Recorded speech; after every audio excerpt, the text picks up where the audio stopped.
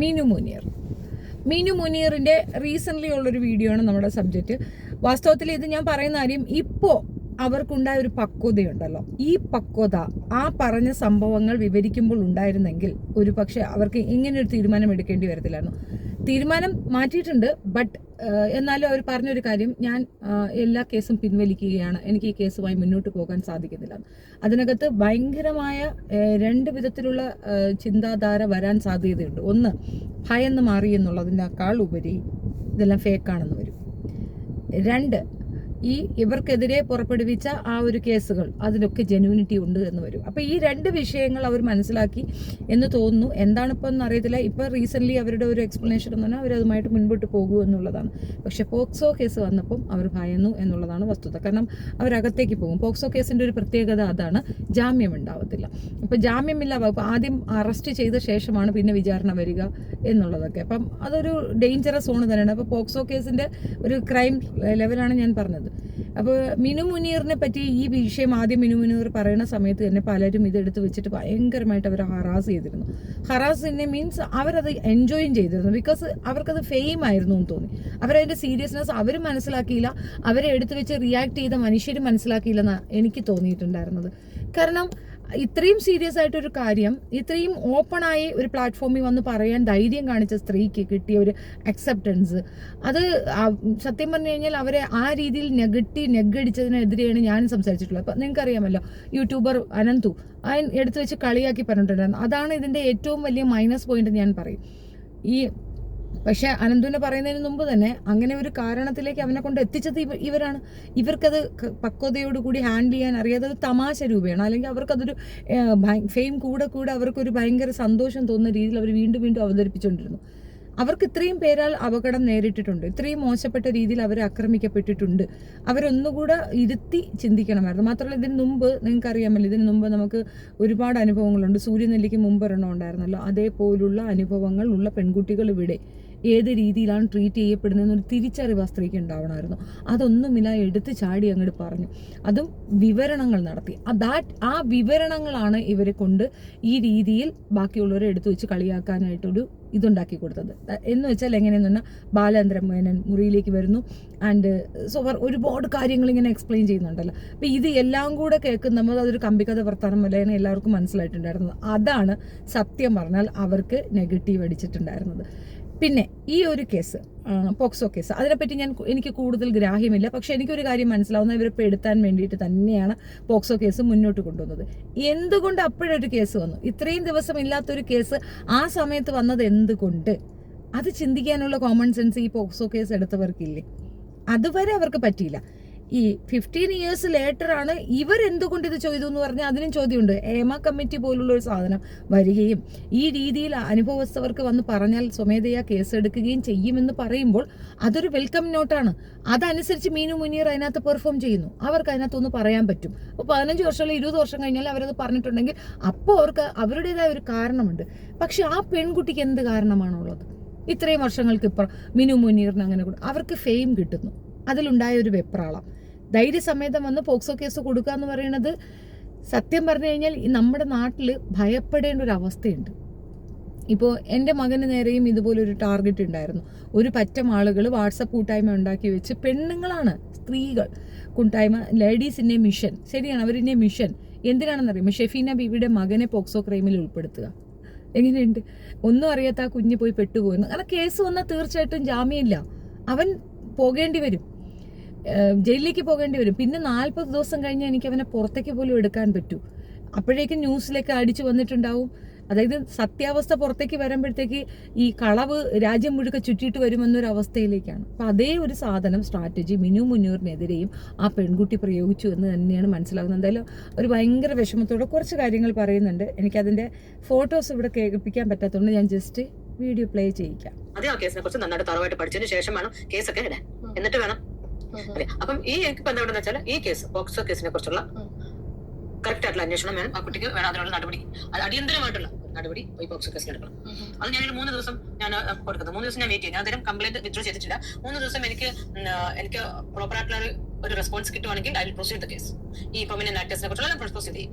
Okay ചേച്ചിക്ക് അപ്പം ഇതിനകത്ത് ശരിക്കും ഈ ഗവൺമെന്റിന്റെ ഭാഗത്തുനിന്നും അല്ലെങ്കിൽ നമ്മുടെ ഈ ഒരു സിസ്റ്റത്തിന്റെ ഭാഗത്തുനിന്നും പ്രോപ്പർ ആയിട്ടുള്ള ഒരു മറുപടിയും റെസ്പോൺസസും കിട്ടാത്തത് കൊണ്ടാണോ ഇത് പിൻവലിക്കുന്നത്? അതെ ഇങ്ങനെ ഒരു ഡാമേജ് എന്റെ റെപ്യൂട്ടേഷൻ ഉണ്ടായില്ലേ? ഇത്രയും എന്നാ വലിയ ഡാമേജ് ഉണ്ട്, അതിനെതിരെ ഇവരെന്താണ് കറക്റ്റ് ആക്ഷൻ എടുക്കാത്തത്? ഇവരെന്തുകൊണ്ട് ഒളിച്ചു വെക്കുന്ന ഈ കേസ്? എന്താ ഒളിച്ചു വെക്കുന്നത്? അവരുടെ എവിഡൻസ് ഒന്നും കിട്ടിയില്ല, അതെന്താ പുറത്തൊന്നും പറയാത്തത്? അപ്പം അതുകൊണ്ട് എനിക്ക് ഈ കേസിനെ കുറിച്ചുള്ള സ്റ്റാറ്റസ് അറിയണം എന്താണ്. തീർച്ചയായിട്ടും ഈ കള്ളക്കേസിനെതിരെ നടപടി എടുക്കുവാണെങ്കിൽ ഭാവിയിൽ ഇനിയും ഇതുപോലെ കള്ളക്കേസ് കൊണ്ട് ഒരു പെണ്ണോ ഒരു ചെറുക്കനോ വരാൻ പാടില്ല. മീഡിയയുടെ മുമ്പിൽ വന്നിരുന്ന് ബ്ലർ അടിക്കുന്ന ചുമ്മാ വായി തോന്നൊക്കെ വന്ന് പറയുന്നത് എന്തുമാത്രം നിരപരാധികൾ, എത്ര പേര് ജയിലുണ്ടാവും. അപ്പൊ ഇങ്ങനത്തെയുള്ള പെണ്ണുങ്ങളെയൊക്കെ മുളയിലേ നുള്ളിക്കളയണം. ഇവർക്ക് വേണ്ട നടപടി വേണ്ട ശിക്ഷ ഇവർക്ക് കൊടുത്തേ പറ്റത്തുള്ളൂ. ഇല്ലെങ്കിൽ തെളിയിക്കട്ടെ, കേസ് തെളിയിച്ചാൽ കരുത്ത് വെട്ടാൻ ഞാൻ റെഡിയാ. അലിഗേഷൻസ് പറയുന്നത് പോലെയല്ല ഈ അലിഗേഷൻസ് സ്ട്രോങ് ആയി നിന്നുകൊണ്ട് കേസ് കൊടുപ്പിക്കുന്നത്. ഈ രീതിയിൽ കേസ് കൊടുത്തവർക്കെതിരെ കേസ് കൊടുക്കാൻ പറ്റും നമുക്ക്. കാരണം നമ്മുടെ ജീവൻ, സ്വത്ത്, നമ്മുടെ അഭിമാനം ഒക്കെ നശിക്കുന്ന ഒരു സാധനമാണ് ഇത്തരത്തിലൊരു വൾഗർ കേസ്. അപ്പൊ ഇത്തരത്തിൽ പ്ലാൻ ചെയ്തവർക്കെതിരെയും നമുക്ക് കേസ് കൊടുക്കാൻ പറ്റുമെന്നുള്ളത് വസ്തുത. അപ്പൊ അതൊക്കെ അവിടെ നിൽക്കട്ടെ. മിനു മുനീർ എന്തായാലും കേസ് പിൻവലിച്ചിട്ടില്ല. അവരുടെ സ്റ്റാൻഡ് സൂപ്പറാണ്. ഒരു കാര്യം കൂടെ മിനു മുനീർ മനസ്സിലാക്കാൻ വേണ്ടി പറയുന്നതാണ്, ഈ രീതിയിൽ ഇത്രയും സീരിയസ് ആയ ഒരു വിഷയം നിങ്ങൾ അവതരിപ്പിക്കണം, അതിനകത്ത് കമ്പി വർത്താനങ്ങൾ ചേർക്കാതിരിക്കുക. കാരണം നിങ്ങൾ എത്രയോ പേരുടെ പ്രതിനിധിയാണ്. പലരും കളിയാക്കുന്ന ഒരു കാര്യവും പല രീതിയിൽ ഇവരെ എടുത്ത് അവഹേളിക്കുമ്പോഴും ഞാൻ തർക്കിച്ചതിന്റെ റീസൺ, അവർ ലൈംഗിക തൊഴിലാളിയാണെന്ന് തന്നെ വെക്കുക. അവർക്കൊരു റൈറ്റ്സ് ഉണ്ട്. Without her permission don't touch. ഒരു തൊടല് പോലും പാടില്ല എന്ന് പറയുന്ന നിയമം കൊണ്ട് അതിനെ ശക്തമായി എതിർക്കുന്ന ഒരു രാജ്യത്തിരുന്നു കൊണ്ട് ഈ തോന്നിവാസം കാണിച്ച് ഒരിക്കലും അഡ്മിറ്റ് ചെയ്യാൻ പറ്റുന്ന ഒരു കാര്യമല്ല. സോ ഞാൻ മിനു മുനീറിനൊപ്പം തന്നെയാണ്. ബാക്കി അവർ പറയുന്ന കുറച്ചുകൂടെ ഉണ്ട്, കേൾക്കാം. കേസ് എനിക്ക് ABCD അറിയത്തില്ലാത്ത കേസിനെ കുറിച്ച് കേസ് പോക്സോ കേസാണ് ഞാൻ വിടത്തില്ല. കാരണം ഗവൺമെന്റ് എന്റെ കൂടെ നിൽക്കുന്നില്ല. അവരല്ലേ എന്നെ പ്രൊട്ടക്ട് ചെയ്യേണ്ടത്, അവർ പ്രൊട്ടക്ട് ചെയ്യുന്നില്ല. ഇത് ഇത്രയും ഉറപ്പിച്ച് ഇത് ഒരു കള്ളക്കേസാണ്, ഫാബ്രിക്കേറ്റഡ് കേസാണെന്ന് പറയാൻ എന്താ കാരണം? കാരണം ഞാൻ ആ 3 ദിവസവും ഞാൻ അവിടെ ഇല്ല, ഞാൻ ലൊക്കേഷനിലായിരുന്നു.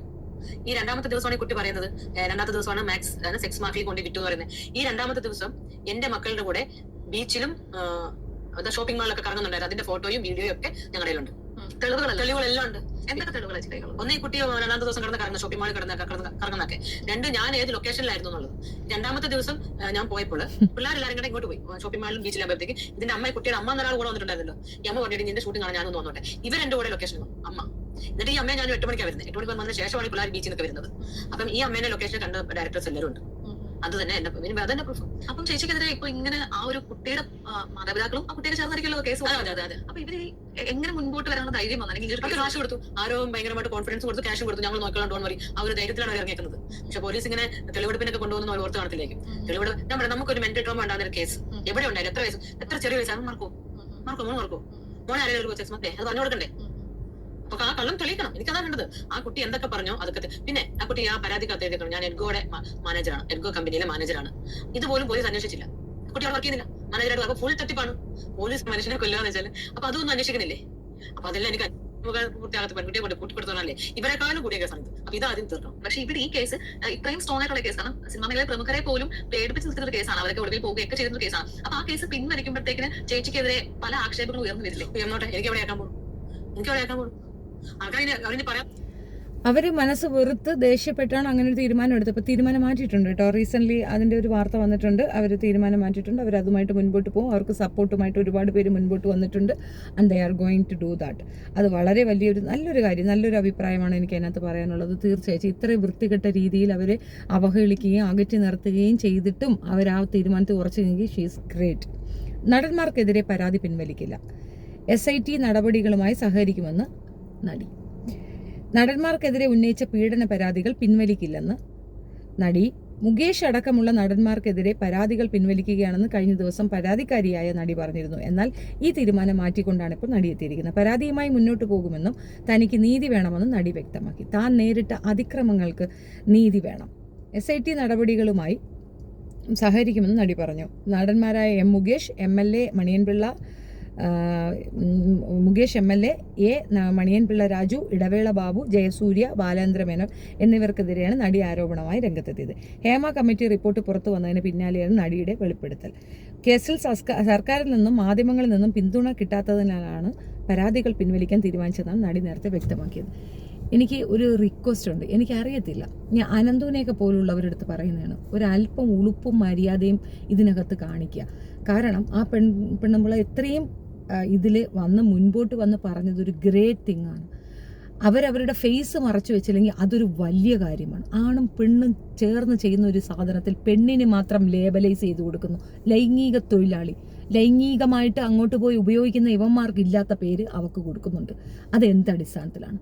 വെച്ചുകൊണ്ടിരിക്കുന്നവനെ വെപ്പാട്ടി എന്നും വെച്ചുകൊണ്ടിരിക്കുന്നവനെ വെപ്പാട്ടനെന്ന് പറയാനും പറ്റാത്ത ഒരു പ്രത്യേകതരം കമ്മ്യൂണിറ്റിയിൽ നമ്മൾ ജീവിക്കുന്നത്. അവളുടെ സ്വഭാവത്തെയും അവളെ പറ്റി അവൾ പറയുന്ന രീതിയെ പറ്റിയൊക്കെ എടുത്തു വെച്ച് കളിയാക്കുന്ന മെയിൽ ഷോവോണിസ്റ്റുകളോട് എനിക്കൊരൊറ്റ കാര്യം, നിന്റെ വീട്ടിലുള്ള ഒരു പെണ്ണിന് ഇത് സംഭവിക്കാതിരിക്കാനാണ് ഇത്തരം പെൺകുട്ടികൾ മുൻപോട്ട് വന്ന് ഈ കാര്യം പറയുന്നത്. അനുഭവപ്പെട്ടവർ, ഇപ്പൊ സൂര്യനെല്ലി അവർക്ക് മിണ്ടാതെങ്കിൽ ഇരുന്നാൽ പോരെ, എന്തുകൊണ്ട് പുറത്തോട്ട് വന്നു? ഇതുപോലുള്ള പെൺകുട്ടികൾ പ്രേമം അഭിനയിച്ചുകൊണ്ട് ആരെങ്കിലും പറ്റിക്കുകയാണെങ്കിൽ പോയി ചാടരുത്. ചാടാതിരിക്കാൻ താൻ പറയണം എന്ന് തോന്നി ഇല്ലേ? ആ കുട്ടിയുടെ ജീവൻ തന്നെ നശിപ്പിച്ചില്ലേ? തീർന്നില്ലേ? അത് പറഞ്ഞില്ലേ? എന്തിനു വേണ്ടിയിട്ട്? അതിനെ അവഹേളിക്കുകയും ഒറ്റപ്പെടുത്തുകയും അവഗണിക്കുകയും ചെയ്യുന്നതിന് പകരം വിക്ടിം ആരാണോ അവരെ ചേർത്ത് പിടിക്കുക. ഇവിടെ എത്രയോ പേരങ്ങനെയുണ്ട്. ഇതിൽ ഉണ്ടാകുന്ന ഒരു അഭിമാന ക്ഷതമുണ്ടല്ലോ, ആക്രമിക്കുന്ന ഒരു രീതി ഉണ്ടല്ലോ, അവർ ഫെയിമിനാണ് ചെയ്തതെന്നുള്ള രീതി വരുത്തി തീർത്തുകൊണ്ട് അവർ അവഹേളിച്ചൊരു ടേമുണ്ടല്ലോ. അന്ന് ഞാനിത് പറയുമ്പോൾ അനന്തു പറഞ്ഞ എന്താണെന്ന് അറിയാമോ? ഞാൻ പിന്നെ മറ്റേ ഒരുപാട് പേര് എൻ്റെ ഒപ്പം നിൽക്കുന്നുണ്ട്, എനിക്ക് മാത്രമല്ല, കേസ് വന്നാൽ ഞങ്ങൾ എല്ലാവരും കൂടെ ഒരു ലോറി പിടിച്ചു പോകുന്നു. എന്ത് വൃത്തികെട്ട ചെറുക്ക സംസാരിച്ച്. അതാണ് ക്വാളിറ്റി. ഇതൊക്കെയാണ് ഇൻഫ്ലുവൻസർ എന്നുള്ളത്. ഇത് അവന്മാർ ചെയ്തതിൻ്റെ ആഫ്റ്റർ എഫക്റ്റാണ് ആ പെണ്ണ് അത് പിൻവലിക്കണമെന്ന് തീരുമാനിച്ച. ഈ പറയുന്ന വ്യക്തികൾ തെറ്റ് ചെയ്തില്ലെങ്കിൽ തെളിയിക്കട്ടെ. മീനു മുന്നീർ ശക്തമായിട്ട് നിന്നുകൊണ്ട് പറഞ്ഞില്ലേ, ഞാൻ ഒരു പെണ്ണിനെയും കൂട്ടിക്കൊടുക്കാൻ ശ്രമിച്ചിട്ടില്ല. തെളിവ് വയ്ക്കണം. ഇപ്പൊ കേസ് കൊടുത്തവൾ തെളിവില്ല എങ്കിൽ തൂങ്ങും. ഇതേ വൃത്തികെട്ട വർത്താനം പറയുന്ന ഇവിടെ കുറെ തെരുവെണ്ണങ്ങളുണ്ട്. ഇതേ സാധനം തന്നെയാണ് പല ആവർത്തിയും ഞാൻ പറയുന്നത്. തെളിവ് വയ്ക്കേ. ചുമ്മാ ആയിരുന്നോണ്ടങ്ങ് പറയും കൂട്ടിക്കൊടുപ്പ്. പിന്നെ ദുബായിൽ വേറെ ആർക്കും ഒരു പരിപാടിയും ഇല്ല. അങ്ങ് കൂട്ടിക്കൊടുക്കാൻ അങ്ങ് എളുപ്പത്തിൽ നടക്കുന്ന സംഗതിയാ ദുബായ്. ഈസി വേ അല്ലേ? ഒരു വിരൽ നൊടിച്ചാൽ പോലീസ് വരും. അവരോട് കാര്യം പറഞ്ഞാൽ വിസ ഉൾപ്പെടെ ലൈഫ് ലോങ് സ്റ്റാമ്പ് അടിച്ചിഞ്ഞ് വിടും നമ്മളെ. ആരാണ് ഇപ്പൊ ധൈര്യമായിട്ട് ചെയ്യുന്നത്? അങ്ങോട്ട് ചെന്ന് കയറുകയാണെങ്കിലേ ഉള്ളൂ. അല്ലാതെ ഒരാൾക്കും അങ്ങനെ ചെയ്യാനുള്ള ധൈര്യമില്ല, നടക്കേയില്ല. അതാണ് വാസ്തവം. ഇനി അതൊന്നും നമ്മൾ പറയേണ്ട കാര്യമില്ല. പക്ഷെ മീനു മുന്നീറിന്റെ കേസിൽ അവൾ തീരുമാനിച്ചത് വളരെ നല്ലൊരു തീരുമാനം. അവളെ സപ്പോർട്ട് ചെയ്യുന്നതിന് പകരം അവളെ ഇകഴ്ത്ത് കാണിച്ചത്, എടുത്തു വെച്ച് അറുമാതിച്ച് വർത്തമാനം. ഒരു കൾച്ചറില്ലാത്ത മനുഷ്യർക്കേ അത് പറ്റുള്ളൂ.